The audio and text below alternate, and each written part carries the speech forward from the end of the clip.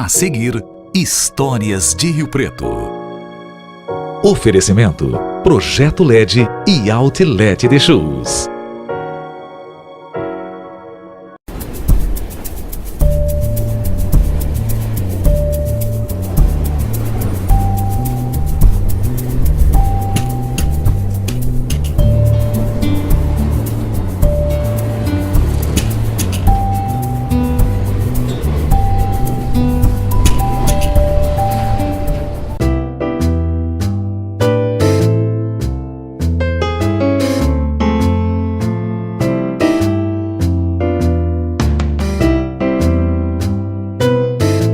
Hoje eu tenho um grande prazer, uma grande honra de receber o Antônio José Cury, Toninho Cury, aqui no programa Histórias de Rio Preto.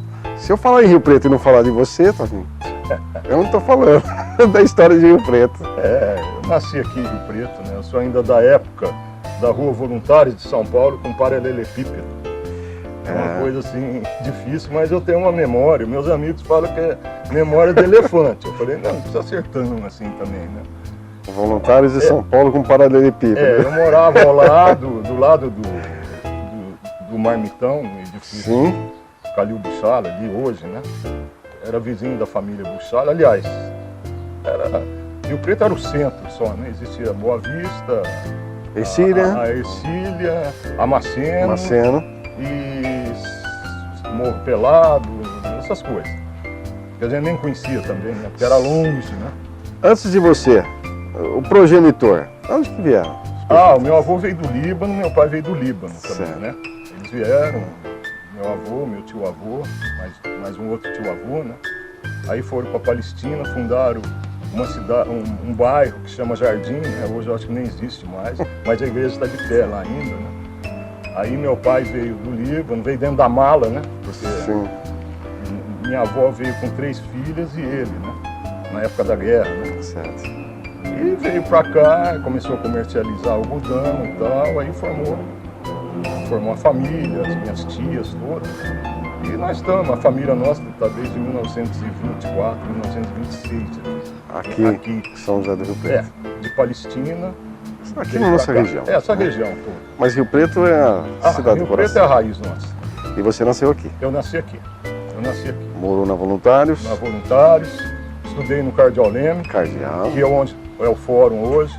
Eu me lembro muito bem que levei uma surra no primeiro dia que eu usei o uniforme, porque eu coloquei o uniforme, era um uniforme, um short azul, uma camisa branca, né? Sim. Com o nome bordado. Tinha bordadeira. Naquela época, acho que todas as escolas do estado, do Brasil era assim, né? Um short azul. Tinha que ter um nome e tinha que ter da pessoa. Não, sim. O Monsenhor Gonçalves não. Monsenhor Gonçalves era Monsenhor Gonçalves. Monsenhor Gonçalves. Mas o Cardeal Leme era o nome, Antônio José Cury. E a camisa de linho, era um luxo na época, né? E nesse dia que foi obrigatório o uso do uniforme, ao voltar, eles estavam asfaltando a Rua Voluntários. Eu agachei, aquele cara que passa o asfalto, jogou, chapiscou a camisa toda. Aí foi uma surra que eu levei, né? Porque onde se viu, não por perder a camisa, mas sim por levar uma chapiscada e tirar asfalto com álcool do rosto. Gente! Coisa de moleque mesmo. Que ano isso? Isso em 1960. 1960. E depois, posteriormente, demoliram o Cardeal Leme, metade do grupo foi da nossa classe, foi para o Senac, né? Até ficar pronto o outro. Aí acabou o ano, nós passamos para o Cardeal Leme. A sua infância sempre foi em Rio Preto, então? Sempre foi em Rio Preto. Você, adolescência, foi como? A adolescência minha foi uma loucura, né? Porque eu passei a adolescência, 10 anos, tocando baile, desde os 14, 15 anos, né? Eu era músico. Tocava o quê? Tocava bateria. Ué, como é que nasceu essa vontade de bateria? Então, a bateria nasceu porque eu sempre gostei de artes, né? Eu desde criança, eu colecionava discos. E eu sabia o nome dos discos só pela etiqueta, pelo selo, né? E a família achava interessante, porque eles falavam, pega o Vicente Celestino, eu ia lá e trazia, né?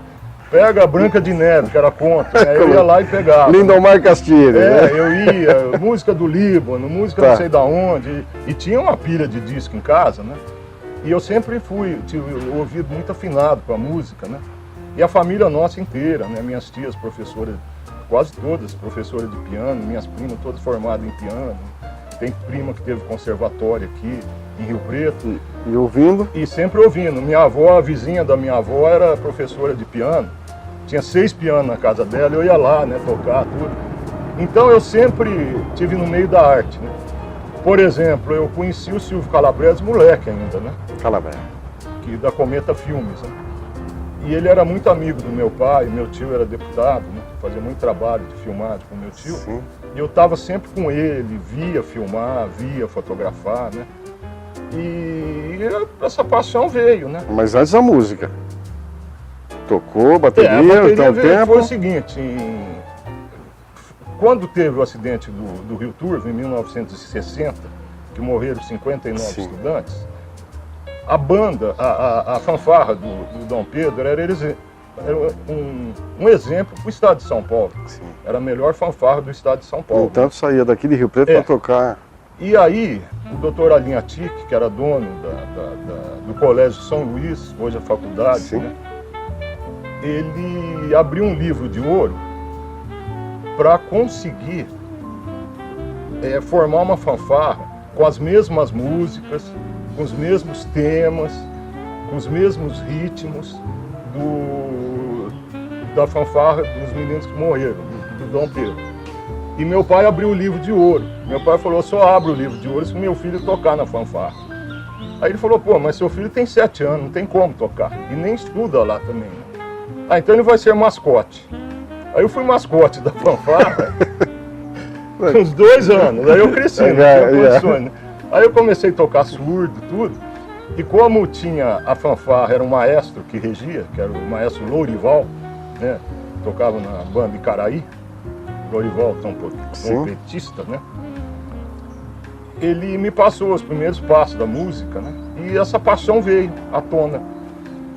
E uma vez eu fui assistir o programa na rádio Difusora, acho. Aqui é. Piratininga? O Clube Difusora. da Cirandinha. Ah. Eu fui lá e fiquei apaixonado em ver um baterista tocando, né? Eu falei, pois, eu quero tocar isso daqui. Quero ser baterista. É. Aí não tinha bateria, tudo era difícil na época, né? Porque o pai ia comprar uma bateria, fazer o quê? Fazer um batuque, né? Aí eu ia na Rádio Independência, que tinha bateria, o palco lá no auditório Coutinho Cavalcante, e comecei a tocar lá, aprender os primeiros passos lá, né?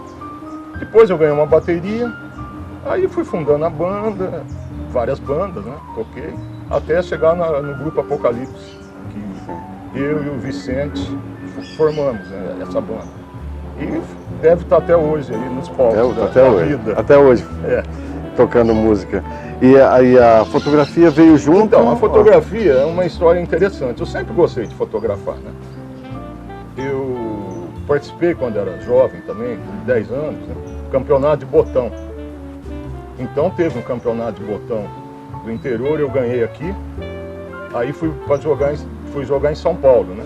Na Gazeta Esportiva. E eu tinha uma câmera pequena, Kodak, dessas porcaria mesmo, e eu fotografava a posição dos jogadores de botão, né? Tá. Eu fazia tinha estratégia de jogo, né? Então eu punha o back aqui, o centroavante ali. E fotografava os botões? Eu fotografava os botões do time, né? Então eu falava, eu vou entrar, hoje eu entro para disputar com fulano de tal, assim. E o cara quando jogava, ele punha o time dele, e eu tirava foto. Isso aí tudo tremido, né? Saía, tá. Jogar no sol, né?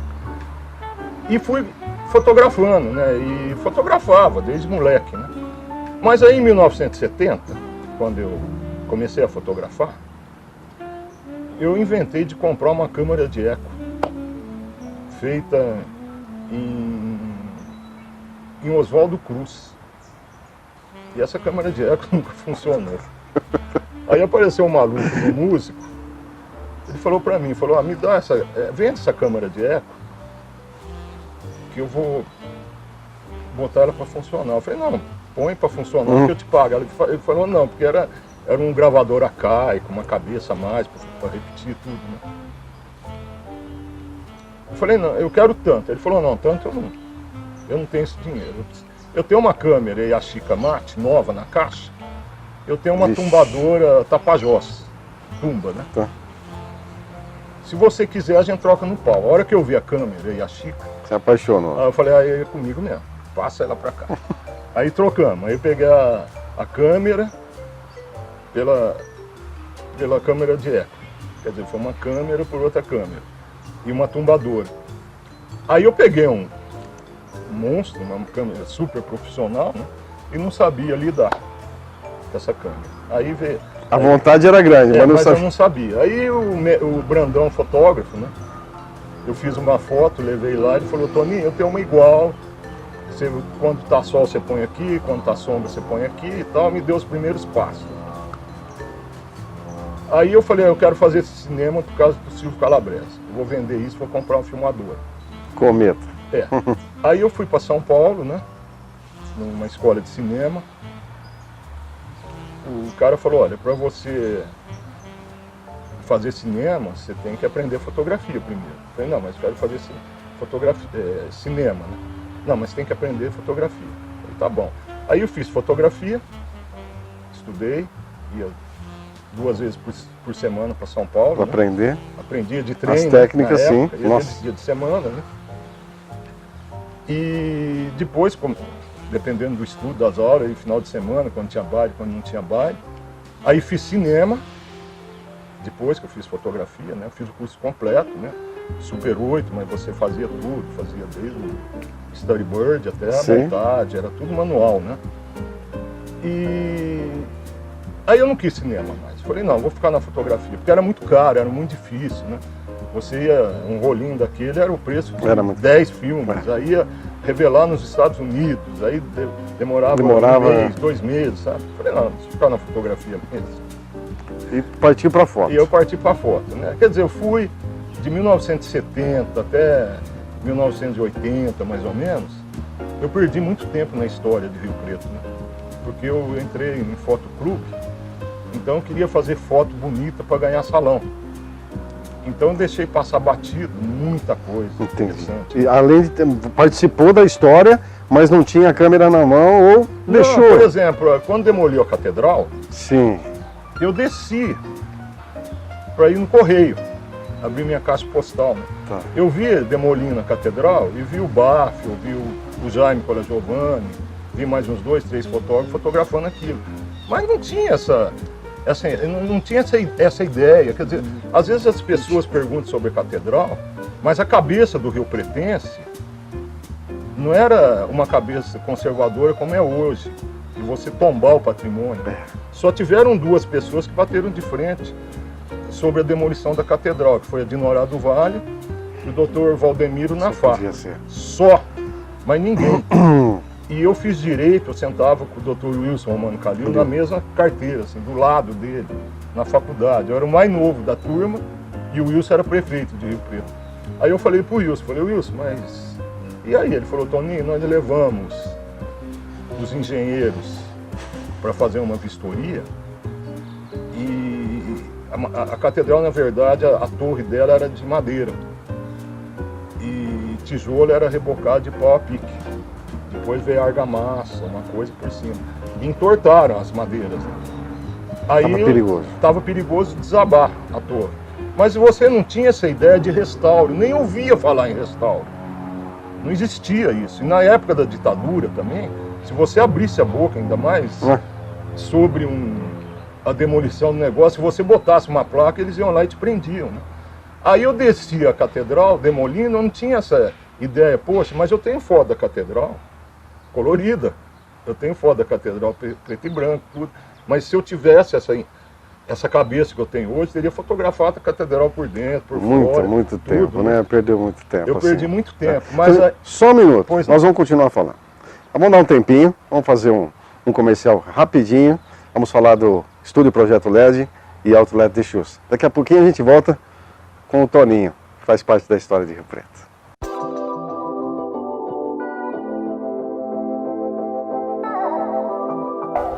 Oi, Wilma. Olá. Tudo Bom bem? dia. Bem? Tudo bem? Você conhece o Projeto LED? Então vamos conhecê-lo. Essa é uma loja especializada em iluminação técnica e decorativa. Colaboradores com mais de 20 anos de know-how, preparados para atender você e qualquer projeto. peças exclusivas e tendências mundiais. Novidades que você só encontra aqui. Se você precisar de iluminação, a minha dica de hoje é o Projeto LED. Acompanhamento em projetos para que o seu sonho se torne realidade. Projeto LED, seja qual for a sua ideia, nós iluminamos. Seja para a reposição de suas peças, seja para um novo projeto, aqui no Projeto LED você sempre será muito bem atendido, com garantia de satisfação e a experiência de quem entende de iluminação. E aí, você gostou? Projeto LED, a perfeição é o nosso objetivo.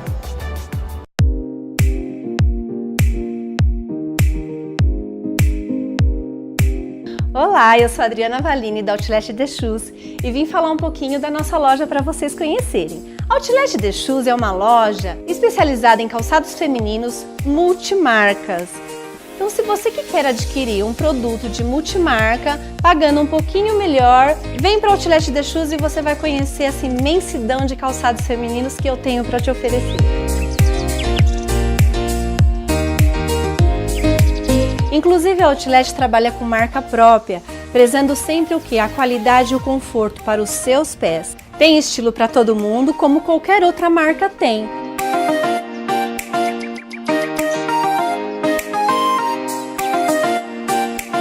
Vem para o Outlet The Shoes, estou esperando você aqui. Vem para cá!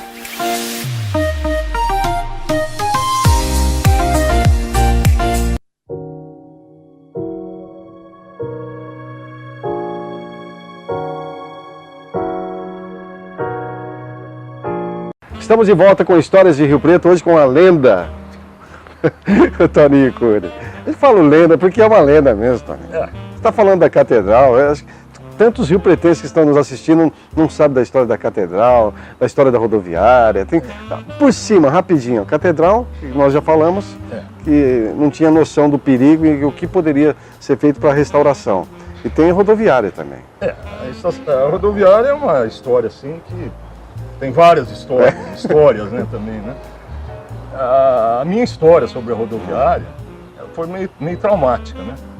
Porque a família nossa, a família Cury, ela sempre foi do ramo de algodão. Sim. E onde a praça cívica hoje Certo.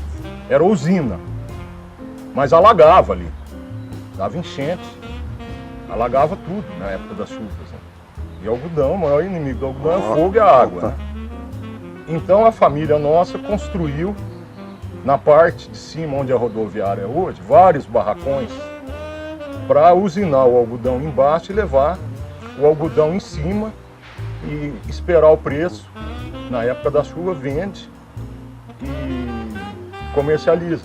Esse algodão ele é em pluma e depois ele sai algodão em fardo, né?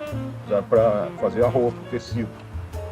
E a nossa família tinha acabado de reformar os barracões todos, trocou forro, trocou tudo, né? Tinha também a família dos buíças, né? Que tinha um hotel, Rio Preto, várias famílias. E em 1969 o Adail assume a prefeitura e no dia 25 de dezembro de 69 ele fala que tinha uma surpresa para Rio Preto, já tinha aventado essa hipótese, certo. Mas falamos que a gente não estava de acordo, né? Com a desapropriação para fazer a rodoviária ali. E no dia 25 de dezembro ele publica, você pode procurar até na hemeroteca, você vai ver, né? A surpresa foi a desapropriação da rodoviária. Foi um presente de Natal para a cidade, um pesadelo e o início de uma briga que durou mais de 15 anos com a nossa família. Aí que vem a história interessante, né? Aí nós contratamos os melhores engenheiros como perito. Inclusive um assessor do Faria Lima, um velhinho, ele veio aqui.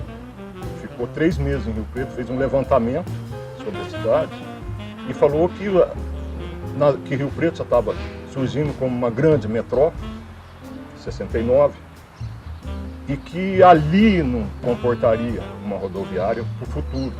Que a Avenida Andaló e Abadi não ia comportar o número de ônibus, não tinha escoamento. E sugerimos, mais uma vez, né, que fosse feita às margens de uma BR ou às margens da Washington Luiz, a rodoviária. Isso está no processo. Mas não teve jeito, né? Prevaleceu a ordem do prefeito e foi feita a rodoviária lá. O que aconteceu? A cometa animou e mandou um ônibus duplo para cá. O ônibus não entrava, porque a rodoviária ficou, não entrava. Aí o ônibus atendeu durante uns 3, 4 meses pro lado de fora da rodoviária. Certo. Aí afundaram o piso da rodoviária e o ônibus entrou. A primeira chuva que deu alagou tudo. Aí passou a história da rodoviária, que não vamos contar aqui, que Sim, vai longe, né? certo. Aí vem a história da Praça Cívica também, que era da família, lá embaixo. Lá embaixo era feio. Você andava ali, era armazém abandonado, era tudo estragado, tudo assim, mal zelado, né? Terra, a rua João Mesquita era de terra, a rua Alberto Sufredini, aquela parte era de terra. Quer dizer, você tinha um asfalto, você tinha uma capital, você tinha uma Rio Preto em volta e uma Calcutá no centro. E eu sentado com o Dr. Wilson Romano Calil, o Wilson chegou para mim e falou: Toninho, eu vou desapropriar aquilo. Eu falei: Wilson, pelo amor de Deus, não faça isso, que já deu briga em cima. Ele falou: não, eu vou pegar todas. Eu falei: você não vai, primeiro que você não vai conseguir juntar todos os proprietários, porque tem libanês, tem italiano, tem japonês, tem tudo aí. Não ia entrar numa coisa. Lá em cima só tinha turca. Eu falei: a gente senta. Agora aqui embaixo, cara, e nós estamos traumatizados com esse negócio também. Ele falou: se tiver um contra, eu não vou. Ele conseguiu juntar todos e convenceu todos para fazer a Praça Cívica. Na época do militarismo, era o Dia da Bandeira era comemorado, 7 de setembro, qualquer coisa era comemorado, sabe? Revolução de 32, era desfile, era feriado, era tudo. Né? Então a Praça Cívica passou a ser comemorados eventos lá. E dentro da Praça Cívica era para ser a Praça dos Três Poderes. Ia funcionar a Câmara Municipal, a Prefeitura e o Fórum.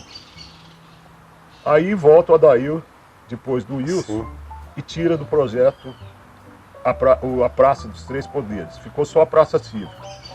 Onde é a biblioteca, que funciona museu, funcionou secretaria, funcionou tudo, era para ser só biblioteca.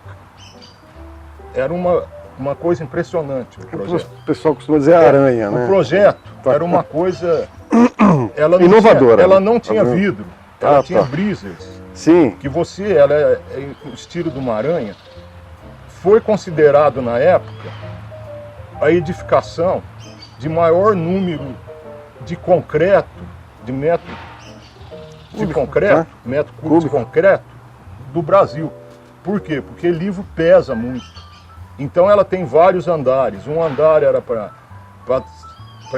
o Jardim da Infância, outro andar era para o primeiro grau, outro para o segundo grau, o outro universitário, tudo. Aí os breezer, você abria e não tinha iluminação durante o dia. Quer dizer, se o sol está daquele lado, você abre aquele breezer com ar-condicionado, tudo entra para cá. Você vai lá, você abre aquele outro, quer dizer, foi modificado toda a estrutura do projeto. Não haveria necessidade de fazer o fórum era para ser lá, a Câmara não haveria necessidade. Seria tudo ali nos três poderes. Ali, nos três poderes, sabe? E infelizmente não foi para frente e hoje virou, mais uma vez, desculpa eu estar falando isso no seu programa, um grande erro, né? Também você concentrar ônibus no centro de Rio Preto, que não tem escoamento. Inclusive, uma época ficou na praça lá em cima também. Não tem escoamento. Eu acho que vai ficar muito difícil para a cidade. Bom, na verdade, a história, as histórias, não só de Rio Preto, elas têm acertos e têm erros. Faz parte da história, né? Também que eu esteja errado. Faz parte da história. Porque tem as pessoas que aprovaram o projeto, tecnicamente, estudaram e acharam que era... fizeram isso. Talvez eu esteja errado, entende? Mas eu estou falando sobre o meu ponto de vista, né? E nessa época, você lembra de ter fotografado alguma coisa muito interessante? Olha, eu fotografei... Você teve muita várias coisa, eu coisas. sei. Por exemplo, uma chamou coisa muita interessante atenção que eu fotografei foi aqui sobre a missa dos motociclistas, né? Aqui, no recinto de exposições. Quando teve aquela reunião que todos ficaram aqui. E foi o dia que até saiu na revista Duas Rodas, né? E Rio Preto endoidou. porque virou uma loucura. Mais ou menos isso. Que nós... Eu estava fotografando a missa e eu vi que um pessoal do Rio Grande do Sul fez uma aposta que durante o sermão do Padre Jarbas, eles iam arremessar para o ar um motociclista e ele ia ficar nu. Aí eu ouvi esse zum, zum, zum. E estava frio nesse dia, né? Eu estava com uma câmera. Muito frio. Tinha barracas É. para todo lado aqui, para quem não Fogueira, sabia. Fogueira, gente andando aqui em volta. Era E eu sempre fotografei com... Eu gosto de com colete, gosto de... identificado. Tem bastante Tá. bolso para você guardar na época do filme, né? E eu tinha uma câmera pequena, como eu tenho até hoje, a minha Leica inseparável, né? E eu pus a câmera pequena aqui para não ficar trocando lente. Então você tem uma grande angular Sim. aqui, você carrega a tele aqui. Não fica trocando, né? E eu tava andando no meio da turma, aqui dos motoqueiros, na missa, eu falei, e apostaram, bancaram ali, teve aposta de dinheiro. E eu peguei Não acredito. o cara que falou que eu vou abaixar as calças na frente do padre. Não acredito que você fez isso. Aí eu fiquei na tocaia, foquei tudo certinho, medi a distância e deixei aqui. A hora que arremessaram o rapaz, eu comecei a fotografar com a câmera Tá. aqui. Fiz várias fotos. Aí eu fiquei com medo. Alguém viu. Com eu certeza. Fiquei com medo. Eu peguei o filme, tirei o filme da máquina, saí, eu estava com o carro perto, né? Coloquei o filme debaixo do tapete do carro Olha que ponto chega o medo da... e peguei outro filme, pus dentro da máquina, pus aqui, fechei o zíper e continuei fotografando. Acabou, o padre acabou a missa aí. Acabou a missa, não teve missa. O padre já falou, olha, eu encerro a missa aqui. Não teve nada. Acabou a missa ali, ficou todo mundo chateado, queria sair briga, um empurra pra lá, outro empurra pra cá e tal, né? Não, por causa de um cara. Né? Aí eu tô saindo, fiz bastante foto, a hora que eu tô perto do carro, chegaram 3 caras. Abre a camisa. Falei, por quê? Abre a camisa. Abri a jaqueta. O que é? Dá esse filme aí. Falei, não vou dar. Não, dá esse filme aí. Não vou dar, não dá. Ameaçaram partir para agressão. Eu peguei, eu falei, toma. Abri o filme, passou no sol e falou aquela palavra para mim. Eu peguei e guardei. Fiquei 5 anos na tocaia. Revelei o filme, falei, eu não vou. Aí apareceu um concurso nos Estados Unidos, o WordPress Foto. Peguei, eu falei, lá nos Estados Unidos. Vou mandar essa foto. Essa Eu sequência, vou mandar, na verdade, né? Peguei e mandei para os Estados Unidos e não pegou nada. Aí lá dos Estados Unidos me escreveram que ia ter o segundo, vamos falar, repescagem na Rússia. Pegou, foi para a Rússia. Chegou na Rússia, me ganha publicação. Eu peguei uma menção. Aí eu fiquei contente, falei, eu ganhei uma foto assim, assado. Aí o Walter do Vale ficou sabendo, tudo, não, vou fazer uma reportagem, fez uma reportagem, pôs a foto no jornal. Na hora o Molina me ligou. Olha lá, Molina. Um abraço. Você lembra disso, Molina? Um abração pra você, meu irmão, né? O Molina me ligou e falou, Toninho, mas como?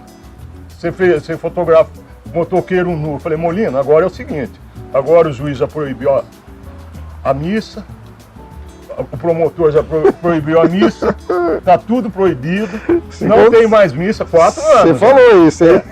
Não tem mais essa missa de vocês aí por causa da bagunça. Eu esperei 4 anos. Já tá sentenciado, já tá muito bom, tudo. Essa foto. Aí ele falou, mas os caras queimaram o filme. Eu falei, você tá indo, eu tô vindo. Sabe, eu escondi o filme, eu falei pra ele. Hoje é cartão, né? Hoje você faz a coisa, você põe um cartão. Vai mudar. A consciência mudou dos motociclistas. E a foto também de um delegado, né? Que eu estava chegando de viagem, vi uma briga, acertaram uma pedra na roda do meu carro, né? Eu desci para ver o que era. Era um vendedor de mel com uma faca na mão, saiu do 1º distrito nervoso porque a filha não foi atendida num postinho de saúde. Ele quebrou o primeiro distrito inteiro com pedra. E eu achei que fosse alguma coisa que jogaram. Ele que tinha jogado e eu estava passando na hora. Eu estava com a câmera pendurada, né? Aí eu saí fotografando, porque saíram os investigadores com um taco de snook atrás dele. O vendedor correu e o delegado correu atrás. E a Telesp estava abrindo a valeta. O delegado caiu no chão e o cara veio com a faca em cima dele. Eu fiz um momento da facada. Nossa Senhora. O cara escorregou e a faca ficou enfiada no chão. O asfalto estava quente. Mas antes de chegar, você pegou a foto. Eu peguei a foto. E saí correndo e chutei a faca e saí correndo. E os investigadores atrás do cara. Aí, a hora que pegaram o cara, a primeira coisa que fizeram, uma tacada na boca do cara, quebrou os dentes do cara. E eu fotografando. Aí, levei pro dia e noite, o Zé Hamilton Ribeiro, o Eládio Baida, dia e noite também. O Zé Hamilton ficou louco, ligou o delegado. O delegado falou, eu autorizo por a foto, mas as fotos das tacadas eu não autorizo. E o Hamilton ficou tão... é um jornalista diferenciado, pegou a minha foto, fez uma entrevista, como você está fazendo hoje, e me manda para o Prêmio ESSO de jornalismo. E a foto vai ganhar o Prêmio ESSO de jornalismo daquele ano, como melhor flagrante do Brasil. Mas a hora que o cara lê o miolo da matéria, fala assim, um fotógrafo amador, por acaso estava passando com seu carro, estudante de direito, e foi desclassificada, né? Puxa. Aí ligaram, quer dizer, eu tive a notícia de manhã, que tinha ganho o prêmio, e à tarde, A eu estava desclassificação. desclassificado, porque era amador, foi por acaso que eu fotografei, eu tinha que estar sindicalizado, isso foi em 1975. Mas são essas histórias, né? É. E a paixão por essa cidade maravilhosa que é São José do Rio Preto? Então, isso daqui... Fala para Rio Preto. Então, isso daqui é uma paixão de mãe, né? Porque de filho com mãe, porque eu sou filho de Rio Preto. Rio Preto é uma cidade maravilhosa, é uma cidade gostosa, né? É a região dos Grandes Lagos, né? É uma cidade que, como disse o Bolsonaro uma vez, né? Quando era secretário, eu falei, professor, por que o senhor não traz as indústrias para cá, né? Falou, Toninho, Rio Preto é tão gostosa que você traz uma mão especializada para cá, ele é mandado embora, ele nunca mais vai embora da cidade, ele fica aqui, ele vai passar fome. E Rio Preto é muito distante de São Paulo também, fica muito caro você montar uma indústria, porque para montar uma indústria aqui precisa vir a matéria-prima de São Paulo, montar aqui, pegar e voltar como um produto. Mas essa paixão, você vê, nós temos tudo aqui, você tem a melhor medicina, você tem as melhores escolas, você tem as melhores bancas de advogado, você quer caminhar, você tem a represa, Tem você tudo. quer Rio ir num Preto clube, você tem vários clubes. Rio Preto é bons. completo, né? Rio Preto é completo, você não precisa sair daqui. Essa cidade é maravilhosa. É maravilhosa, Rio Preto. Então eu tive convite de sair para trabalhar fora, tudo, apesar que tem negócio aqui, né? Mas negócio meu é Rio Preto mesmo, vou morrer aqui. Bom, esse é o programa Histórias de Rio Preto, em nome de Outlet de Shoes, de Estúdio Projeto LED. Outlet de Shoes, calçados femininos, Estúdio Projeto LED para você que está construindo, reformando, iluminação artística, tem iluminação técnica, tem tudo para você. Toninho Cury, essa pessoa simpática, um amigo de muitos anos, bacana demais conversar com você, época do rádio. Eu costumo terminar o programa, eu pego meu banquinho e saio. E o meu convidado faz o encerramento. E com você não vai ser diferente. Eu vou encerrar, mas deixar São José do Rio Preto com você, Toninho, para falar o que você quiser.